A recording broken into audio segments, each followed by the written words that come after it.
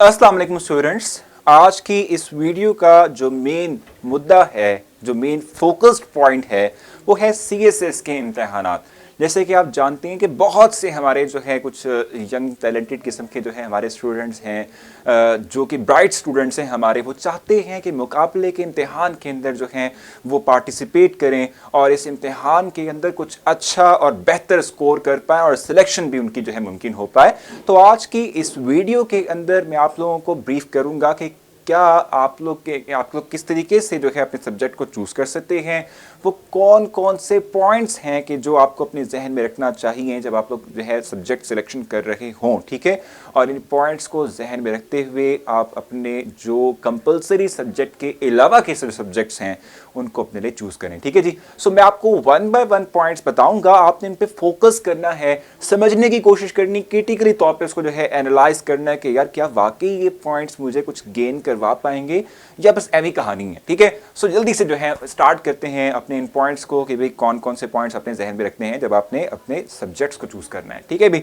So first point जो है वो है स्कोरिंग का। ठीक है, यानी ऐसा ना हो कि आप कंपलसरी सब्जेक्ट के अलावा जो सब्जेक्ट चूज करना चाह रहे हैं आप उसमें स्कोर कर पाए या नहीं कर पाए, अनसर्टेनिटी नहीं होनी चाहिए। ठीक है भाई, आपको कोई ऐसा सब्जेक्ट अपने लिए चूज करना है कि जिसमें आप कॉन्फिडेंट हों कि यार मैं वाकई इसमें जो है वो स्कोर कर पाऊंगा। ठीक है, ये मेरे लिए थोड़ा सा आसान भी होगा, हेल्पफुल भी होगा और स्कोरिंग इसमें की जा सकती है। ठीक है, स्कोरिंग का अमल इसमें हो सकता है। ठीक है, अच्छा, इसके अलावा जो सेकंड चीज आपने अपने जहन में रखनी है अपने सब्जेक्ट को चूज करने के से पहले, ठीक है, वो ये है कि आपका माइंड अपना अपना खुद यानी माइंड इंटरेस्ट क्या है, अपना इंटरेस्ट जो है आपका क्या है, यानी किस तरफ आपका इंटरेस्ट जो है झुकता है। ठीक है, यानी आप साइंसेस के सब्जेक्ट्स में बहुत झुकाव रखते हैं, आपका इंटरेस्ट वहाँ पर है, या आप आर्ट्स या लिटरेचर टाइप ऑफ जो है जो टॉपिक्स या जो आपके बुक्स हैं, ठीक है, उस हवाले से आप बड़ा नॉलेज रखते हैं और आपका इंटरेस्ट भी है। ठीक है जी।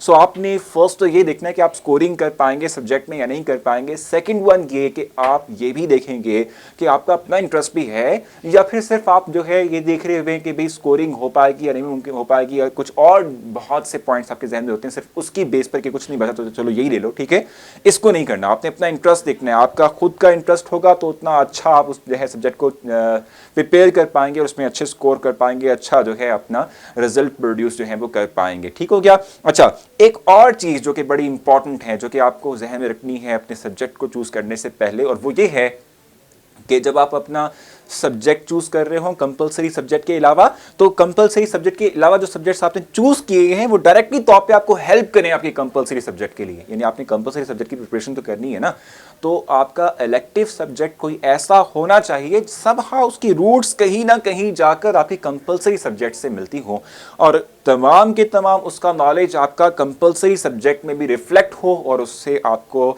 गाइडेंस मिले, आपको हेल्प मिले। ठीक है जी, तो ये भी आपने जहन में रखना है, आपकी हेल्प होनी चाहिए। ठीक है, और इसके अलावा देखो आप जानते हैं कि आपने ऐसे राइटिंग करनी होती है तो आप ऐसा सब्जेक्ट चूज करें कि जो आपको, जो कि आप आगे जाते हुए जो है आपने ऐसे राइट करना है तो आपको ऐसे राइटिंग के अंदर भी हेल्प दे और आपको समहाउ बेनिफिट दे। ठीक है भाई। इसके अलावा क्या हो सकते हैं पॉइंट्स के जिनको आप अपने जहन में रखेंगे इलेक्टिव सब्जेक्ट्स को अपने जो है वो चूज करने से लिए ठीक है, एक ये भी आपने जहन में रखनी है बात कि टाइम कितना रिक्वायर्ड होगा। यानी कि आप अगर एक इलेक्टिव सब्जेक्ट लेते हैं तो वो इलेक्टिव सब्जेक्ट प्रिपेयर करने के लिए उसको थोड़ा सा जो है आसान करने के लिए अपने लिए और कॉन्सेप्ट थोड़ा सा जो है ग्रैब करने के लिए कितना टाइम रिक्वायर होगा, क्योंकि देखो ना टाइम भी तो एक जो है कॉस्टली चीज है ना। ठीक है, आपने उसकी भी तो प्लानिंग करनी है कि कितना टाइम रिक्वायर होगा मुझे सब्जेक्ट को बेहतर तरीके से प्रिपेयर करने के लिए और उसमें बेहतर जो है वो मार्क्स लेने के लिए। ठीक हो गया।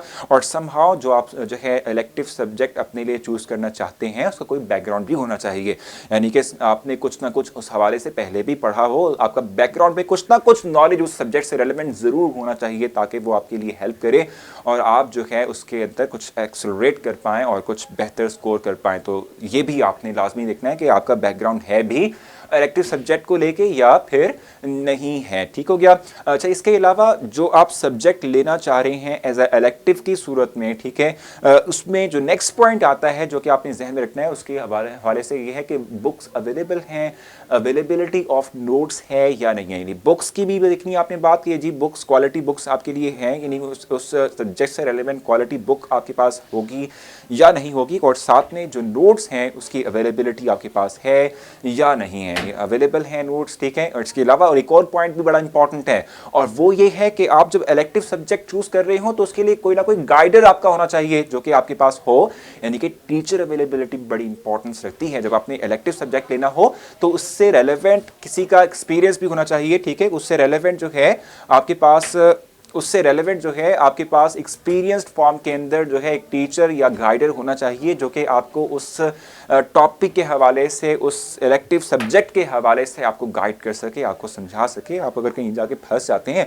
कोई ना कोई पॉइंट आपको क्लियर नहीं हो रहा होता, कोई ना कोई पॉइंट जहां आप जाके जो है आपको गाइडेंस रिक्वायर होती है, वहां गाइडलाइन भी प्रोवाइड करने वाला कोई ना कोई टीचर या कोई ना कोई एक बंदा, कोई ना कोई गाइडर आपका होना चाहिए। तो इलेक्टिव सब्जेक्ट के लिए आपने ये चीज़ भी ध्यान में रखनी है, ठीक है। और जब भी आप प्रिपरेशन कर रहे हो CSS की, तो एक तो आपकी टेक्स्ट बुक होनी चाहिए, उसके बाद रेफरेंस बुक भी आपके पास होनी चाहिए ताकि उससे भी आप कंसल्ट कर सकेंगे। बाजू का ऐसा होता है टेक्स्ट बुक से आप कोई चीज़ पढ़ रहे होते हैं तो उसमें कुछ चीज़ जो है कंफ्यूजिंग होती है, उसके उस पॉइंट का कहीं ना कहीं रेफरेंस तो होगा ना। तो अगर रेफरेंस बुक आपके पास होगी तो समहाउ आप उस रेफरेंस बुक से कंसल्ट करते हुए बहुत से आइडियाज़ को बेहतर बना सकेंगे। ठीक हो गया। सो अच्छे तरीके से आपने हर एक बुक को पढ़ना है, अच्छे तरीके से उसका कॉन्सेप्ट ग्रैब करना है। एक चीज़ मैं आपको बताऊं कि आप लोग बाज़ औक़ात बुक के अंदर कुछ चीज़ें जो है हाईलाइट कर लेते हैं, और वो बीच में से अपने पूरा एक पेज पढ़ लिया, उसमें मैंने 3 लाइनों को हाईलाइट कर लिया। मेरे मुताबिक ये है कि ये मेन फोकस लाइन है, हो सकता है कि ये वो ना हो, उसके थ्रू मैं कंप्लीट अपना आइडिया क्लियर ना कर पाऊँ उस पूरे टॉपिक के हवाले से। तो टॉपिक को अच्छे तरीके से कैटेगरी तौर पे पढ़ा करें, नोट्स साथ में ले लिया करें कि भाई ये मेन पॉइंट्स थे जो मैंने सारे इसमें पढ़े हैं, ताकि इसको देखते ही मेरे जहन में सारी कहानी वापस से आना शुरू हो जाए और मैं खुद से भी फिर उसके हवाले से राइट करना शुरू कर दूँ। ठीक है भी। सो इन तमाम पॉइंट्स को आपने मद्देनजर रखना है, इनको जहन में रखते हुए आपने इलेक्टिव सब्जेक्ट्स को चूज करना है। बेस्ट ऑफ लक कहूँगा। Thank you so much.